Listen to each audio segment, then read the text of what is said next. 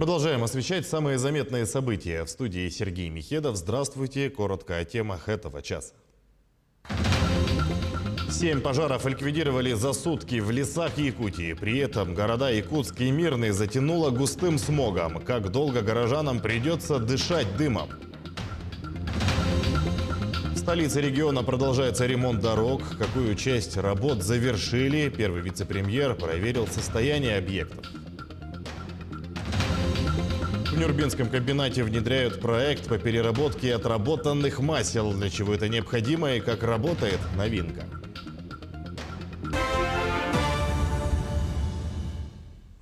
Семь лесных пожаров ликвидировали за сутки в Якутии. При этом продолжают тушить 50 природных возгораний, сообщает региональный оперштаб. На особом контроле обстановка в селе Сите Кобяйского и селе Кырыкы Верхневилюйского района. Борьбу с огнем ведут более 2200 человек и 270 технических средств. 2 вертолета Ми-8 МЧС работали в Хангаласском и Кобяйском районах. Сменился ветер, Якутск и Мирный затянуло дымом. В алмазной столице из-за смога не работает авиация. В Якутск пришел дым от пожаров в Намском и Горном районах. И по прогнозу гидрометцентра сохранится смог в течение следующей недели.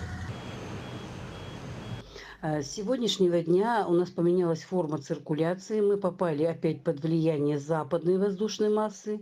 Ветер у Земли поменялся с северо-восточного на северо-западный. И поэтому как раз из районов, где очень задымлено, где много пожаров, это Вилюйская группа, Горный район. В течение ближайшей недели до пятницы с небольшими улучшениями, но задымленность будет сохраняться. И только к пятнице, к 6 августа, мы опять попадаем под влияние северо-восточной воздушной массы. И будем ожидать очищения воздуха. Тем временем административный центр Нижнеколымского района продолжает жить на резервных дизельных электростанциях. Напомню, из-за аварии на высоковольтной линии Билибино-Черский, которая произошла из-за сильного ветра 27 июля. Там было прервано энергоснабжение райцентра. В эксплуатацию введена резервная электростанция. По информации чукотских специалистов, ликвидация аварии займет ориентировочно 25 дней.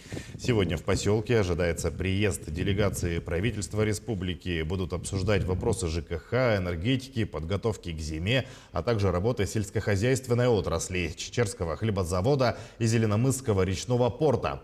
К слову, сегодня ночью в поселке выпал мокрый снег. Температура там сейчас составляет плюс 5 градусов. Ночью снова ожидаются осадки. Жители Черского жалуются на холод в домах. Готовы порядка 40% от общего объема ремонта дорог в Якутске. Ремонтные работы идут в штатном режиме, даже с небольшим опережением графика. На сегодняшний день готово 14 объектов из 36. Во время объезда первый вице-премьер правительства Дмитрий Садовников осмотрел 4 объекта. Это дороги по улице Советская и Олега Кошевого в микрорайоне Марха, а также отрезки дорог от улицы Халтурина до Лермонтова и окружное шоссе на участке от Джарницкого до Вилюйского тракта. Констатировать опыт прошлых лет у нас, скажем, что недобросовестных подрядчиков уже, можно сказать, нету.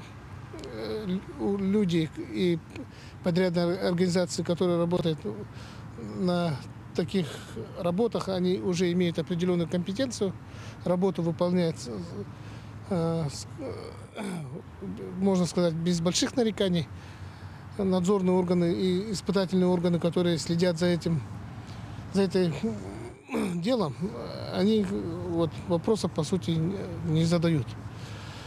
Но в части финансирования, здесь как раз вопросы есть. Мы из-за того, что не своевременно финансируется, из-за регламента работы как раз проверяющих структур есть небольшое отставание по финансированию.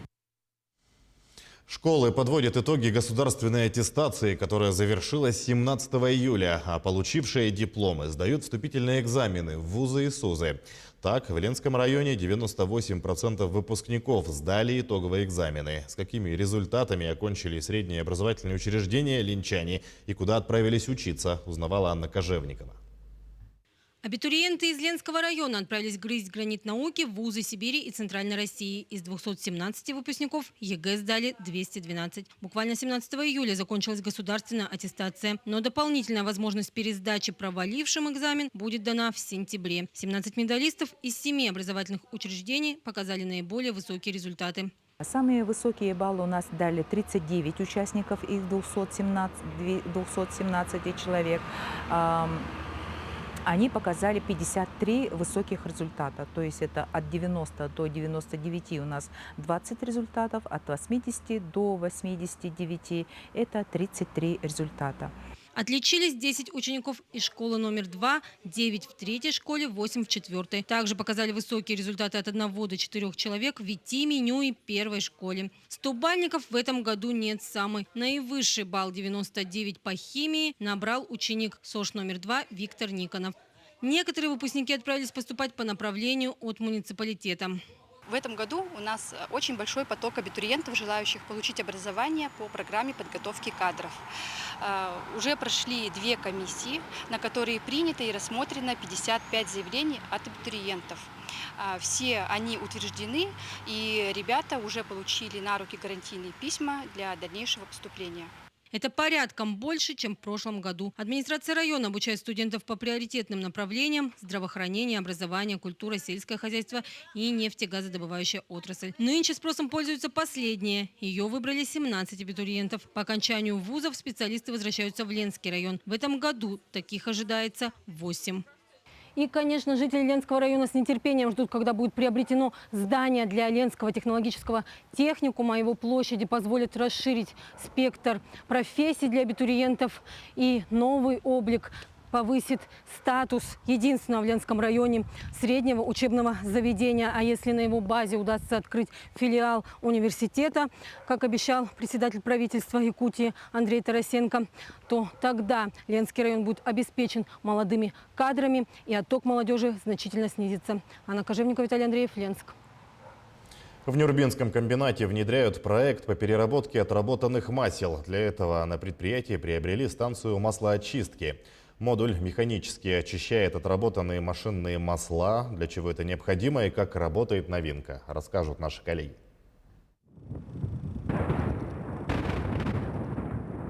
Так разрабатывают карьеры Нюрбинский и Батыобинский в Накыне. Без взрывчатки в условиях вечной мерзлоты породу не разрушить. Вещество для подрыва работники изготавливают здесь же, на месте.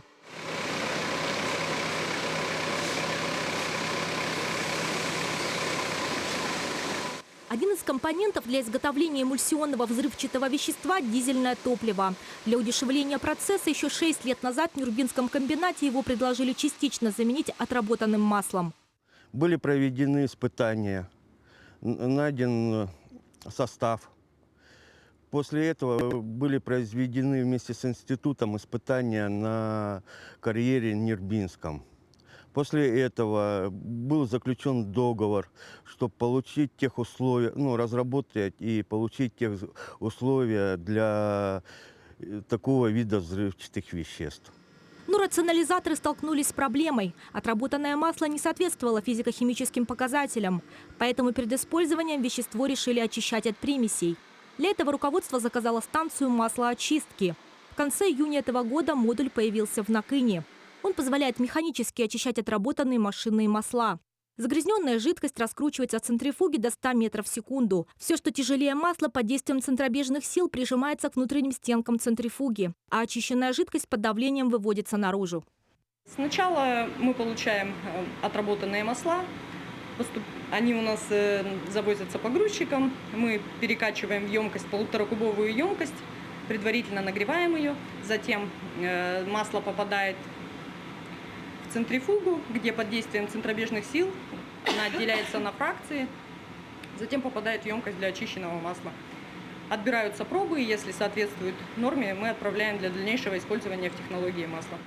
Станция способна за сутки очистить 5000 литров масла. При этом стоимость работ по очистке при комплексном подходе составит 10% от стоимости масла.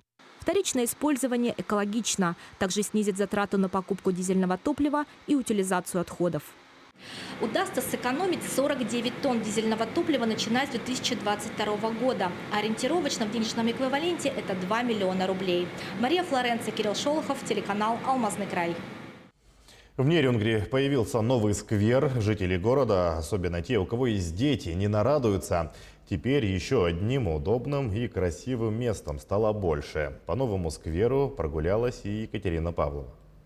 Еще в марте 2019 года прошло рейтинговое голосование по отбору общественных территорий для благоустройства в рамках муниципальной программы по формированию современной городской среды. Вниманию горожан предоставили 3 проекта по благоустройству 3 общественных пространств. Активнее всего голосовали неравнодушные жители квартала Н. Поэтому после подсчета голосов для благоустройства была выбрана именно эта территория. Сегодня новый сквер – это 7251 квадратный метр благоустроенной территории. Решен вопрос по подходам к школе.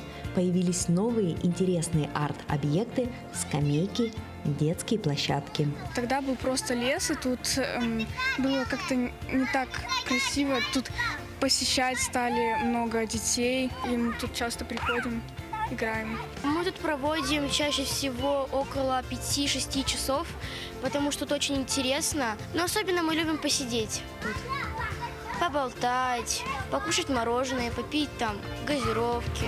Каждый день здесь полно людей. Гуляют мамы с детьми, приходят сюда молодежь и люди пожилого возраста. Классно тут гулять, вот много выгуливаю. А живем вот, дом за спиной, Амосова 6-1. Хорошо, что сделали, правильно. Для детишек тут раздолье. Вы вечером посмотрите, что тут будет. Тут они высыпят, как горох.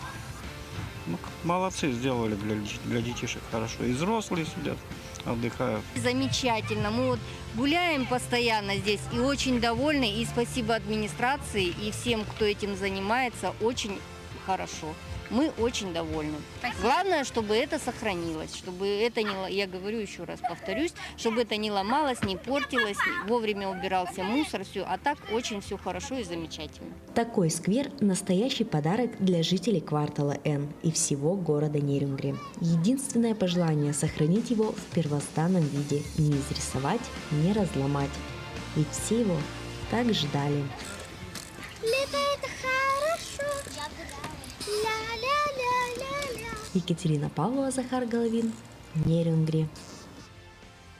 К этому часу это вся информация. Наши корреспонденты продолжают следить за развитием событий. Оставайтесь на телеканалах НВК Саха и Якутия 24.